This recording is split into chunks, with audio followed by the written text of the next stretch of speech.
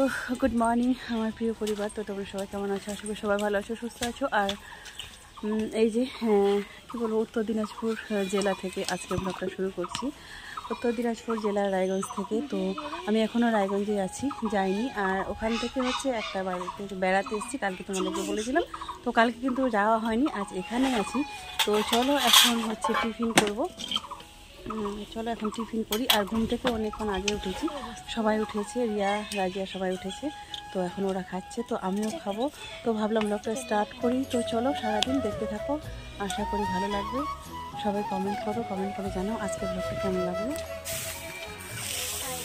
পিঠাগুলো যে আমরা এনেছিলাম তো সেটা তোমরা দেখেছিলে।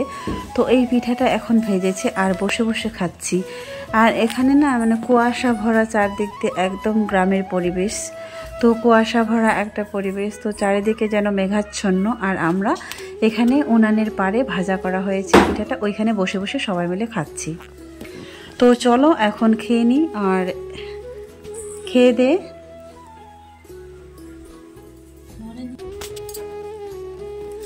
তো বন্ধুরা খেয়ে দে ওখানে বসে আছি। আর এই যে দেখো ওদের বাড়ির যে পরিবেশটা, একদম চারিদিকে গাছ, কি সুন্দর একটা পরিবেশ, দেখেও যেন ভালো লাগে আর মনটাও বসে যায়।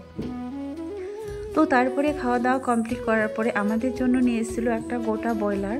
তো আমি বসে বসে কাটছি। তো লোমগুলা ওঠানো হয়ে গেছে, গরম জলে দিয়েছিলাম, তাড়াতাড়ি হয়ে গেছে। আর বাচ্চাটা এই যে মিষ্টি দাদুভাইটা শুধু খেলছে চারিদিক দিয়ে, এদিক থেকে ওদিক থেকে আসছে আর খেলছি।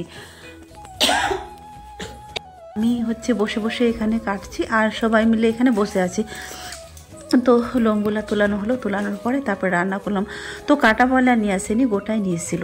তো এইবার তোমাদেরকে এখানে মুরগিটা কাটতে কাটতে তোমাদেরকে কিছু কথা বলতে চাই। প্রিয়ার বাড়ি যাওয়ার পরে যে তোমরা যেসব কমেন্ট করেছো, আশা করি তোমরা সবাই দেখেছো। তো দেখে আর বলেছো প্রিয়া আমাকে কত টাকা দিল, কত টাকা নিয়ে এসছি ওখান থেকে। তো এই ধরনের যারা কমেন্ট করো তাদেরকে তো সবাইকে তো আর রিপ্লাই দিতে পারি না। তোমরাই ভাবো যে অতজনকে আমি কিভাবে রিপ্লাই দিব। তো তাই ভেবেছিলাম একটা ব্লগ বানাবো, সেটার মাধ্যমে তোমাদেরকে রিপ্লাই দিব। আজকে যদি আমি ওইভাবে না যেতাম, তাহলে যদি অন্য একটা খারাপ কাজ করতাম, তাহলে হয়তো তোমরা কি বলতে বলো। আমাকে এই যা করেছি আমার সন্তানের জন্য ভেবেই করেছি, আমার বাচ্চাদের জন্য ভেবে করেছি। আমি এমন কোনো কিছু খারাপ কাজ করিনি যেটাতে হয়তো তোমরা খারাপভাবে, আমার ভিউয়ার্সরা খারাপ ভাবো কিংবা সমাজ খারাপ ভাবে, এমন কিছু আমি আমার মনে হয় করিনি। শুধু ওকে না জানিয়ে ওর বাড়িতে গেছি, এটাই তোমার কাছে সব থেকে, তোমাদের কাছে বড় অপরাধ। তোমরা মনে করছো যে না বলে কিভাবে ঢুকে গেলাম, কিভাবে চলে গেলাম, এত নির্লজ্জের মতো। তো এখনও প্রচুর কমেন্ট আসে।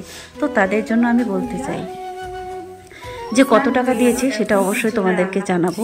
আর একটাই কথা বলতে চাই, আমার সন্তানের যা করেছি আমার সন্তানের সুখের জন্য করেছি। স্নান করাবো, স্নান করার পর তারপর রান্না হবে, রান্নাঘরে খাওয়া দাওয়া হবে। আর বেশ কিছুদিন 2-3 দিন হলো মাথায় জল দিই, তো ভাবলাম মাথাটা জল দিয়ে একটু স্নান করি। তো এই যে মাথায় জল দিয়ে স্নান করলাম। তো চলো এখনকার মতো শেষ করছি, এখন রান্না করতে যাবো। তো চলো।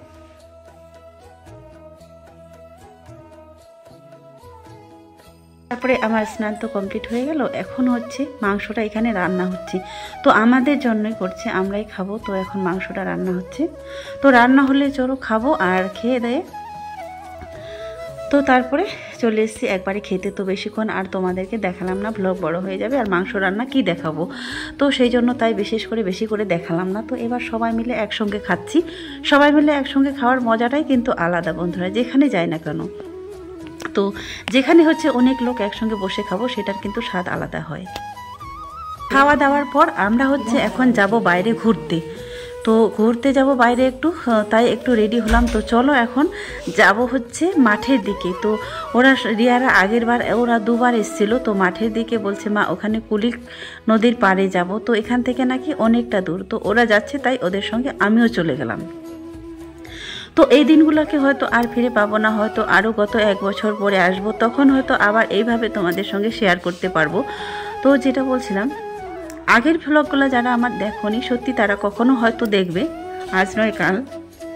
যারা আমার চ্যানেল, যারা আমার সাবস্ক্রাইব করে রেখেছো, তারা অবশ্যই একদিন না একদিন দেখতে পাবে আমার ব্লগটা। তো অবশ্যই তারা আমি কেন করেছি এই কাজটা আর কেন গিয়েছিলাম, দেখো যার পেটে যখন খিদা থাকে সে। বন্ধুরা বাড়িতে তো খাওয়া দাওয়া শেষ কমপ্লিট হয়ে গেছিলো, তো খাওয়া দাওয়ার পর এই যে এখন যাচ্ছি হচ্ছে নদীতে বেড়াতে এসছি। তো রাজিয়া বলছে নদীতে অনেক ঝিনুক আছে, তো চলো আজকে ঝিনুক ধরতে যাব। আর হচ্ছে ও হচ্ছে ছাগলের জন্য ঘাস নিয়ে যাবে, তো সেই জন্য আসলাম। আর আমাদের ঘোরাও হবে, বেড়াও হবে। আর জানি না কবে আসবো, আরও কত বছর পর আসবো। তো যেহেতু এসছি, এই যে রিয়াও এসছে, রাজিয়া এসছে, সবাই এসছে। এই যে রাজিয়া, তো একে তো রাজিয়াকে তো কেউ তো দেখোনি, আজকে প্রথম দেখলে আজকের ব্লগে। তো এই জবে থেকে আমরা এসেছি মেদিনীপুর থেকে, তো ও এখানেই ছিল। ও আসার সঙ্গে সঙ্গে ও দিদিবাড়িতে চলে এসেছিলো।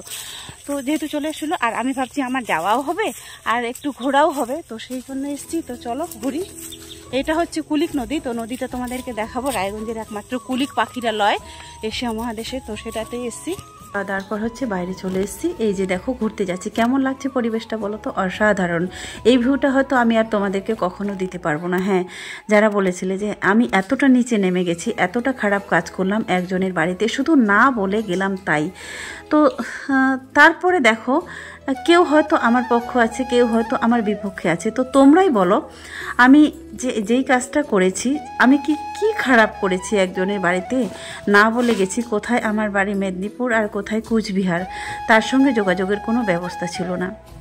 না বলে গেছি, তাই বলে কি আমি বিশাল বড় একটা খারাপ কাজ করেছি? হ্যাঁ, আমি একজন ছোট ইউটিউবার, একজন বড় ইউটিউবারের বাড়িতে গেছি। আর যখন আমি চলে যাব তো এখান থেকে, তো আবারও সেই 1 বছর পরে আসব।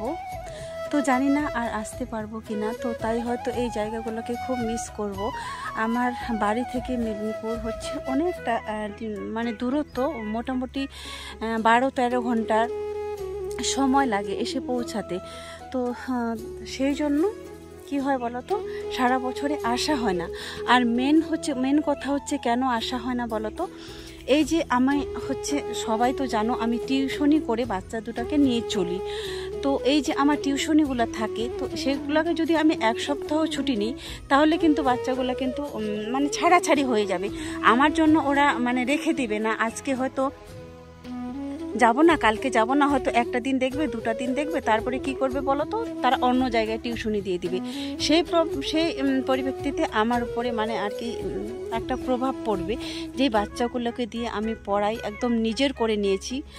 যারা আগের ব্লগগুলো দেখেছো তারাই বুঝতে পারবে যে বাচ্চাগুলোকে আমি কতটা আপন করে পড়াই। তো সেই জন্য সেই ভালোবেসে আমার কাছে সবাই পড়ে, ছোট ছোট বাচ্চাগুলো। আমি শিক্ষাগত যোগ্যতাটা আমার অতটা নেই, যদি থাকতো তাহলে তোমরা প্রিয়ার বাড়িতে যাওয়ার জন্য যেই কথাগুলো বলেছো কমেন্টে, যারা যেই মানে দাদা ভাই দিদি ভাইগুলো যারাই বলেছো, আজকে যদি শিক্ষাগত যোগ্যতাটা না থাকতো তাহলে কিন্তু এমনভাবে তোমরা বলতে পারতে না। আর এটাও বলি, আজকে যদি ওই বাচ্চা দুটার দিকে যদি তাকিয়ে যদি আমি ভেবেছি দেখো কিছু করতে পারি নাই পারি, যেটুকু জানি সেটুকু দিয়েই আমার বাচ্চাগুলোকে আমাকে মানুষ করতে হবে। তো আমি যেহেতু পড়াশোনা বেশি জানি নি, ভালো একটা কোনো কোম্পানিতে জব করতে পারবো না, ভালো কোনো একটা যেমন হাই স্কুলের বাচ্চাগুলোকে পড়াতে পারবো না। তো আমার মনে হয়েছিল আমার যেটুকু শিক্ষাগত যোগ্যতা আছে সেটা দিয়ে অন্তত আমি প্রাইমারি বাচ্চাগুলোকে পড়াতে পারবো। আর প্রাইমারি বাচ্চাগুলোকে পড়াতে পারলে আমার মনে হলো যে সংসারটুকু আমি খুব সুন্দরভাবে চালিয়ে নিতে পারবো, খুব ভালোভাবে না চালালেও দিন মতো পার করতে পারবো। তো সেটুকুই ভেবেছিলাম। তার পাশাপাশি যদি আমি ইউটিউবটা করি, তোমাদের কাছ থেকে যদি একটা সাপোর্ট পাই তাহলে হয়তো কিছুটা একটা হেল্প হবে, এটাই ভেবেছিলাম। তো দেখো প্রিয়ার বাড়িতে যাওয়ার জন্য যে তোমরা আমাকে এতটাই কেউ গালাগাল দিয়েছো, এরকম একটা মানে যারা যেই কমেন্টগুলো করেছো তারাই বলতে পারবে। তারা যদি দেখো, তারা বলো যদি আমার জায়গায় যদি তোমরা হতে, আমার জায়গায় তোমাদের যদি কেউ হতো, তোমাদের যদি মা বোন অন্য কেউ হতো তাহলে কেমন লাগতো বলো তো? দেখো আজকে যদি বাচ্চা দুটোকে ছেড়ে দিয়ে যদি আমি অন্য কোথাও চলে যেতাম তাহলে তোমরা কি বলতে? বাচ্চাগুলোর জন্য লড়াই করছি, লড়ছি, ভালো করে মানুষ করব দেখছি, তাই বলে তোমাদের কাছে এত কথা শুনছি।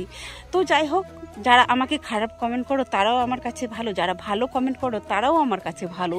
কিন্তু তোমার কথায় আমি রাগ করিনি, কিন্তু আমার ভুলটা তোমরা শুধরে দাও।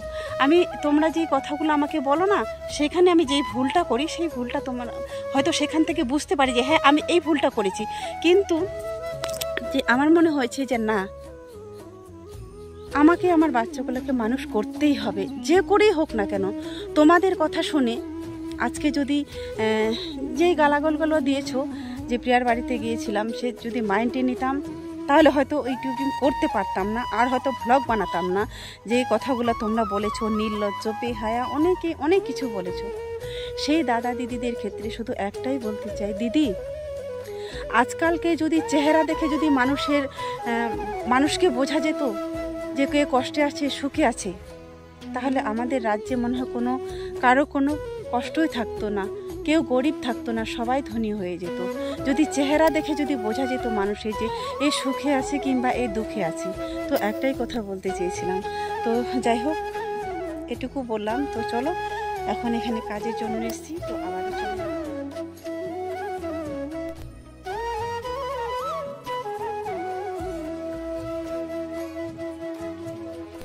তো বন্ধুরা, এখন হচ্ছে রাত্রি কটা,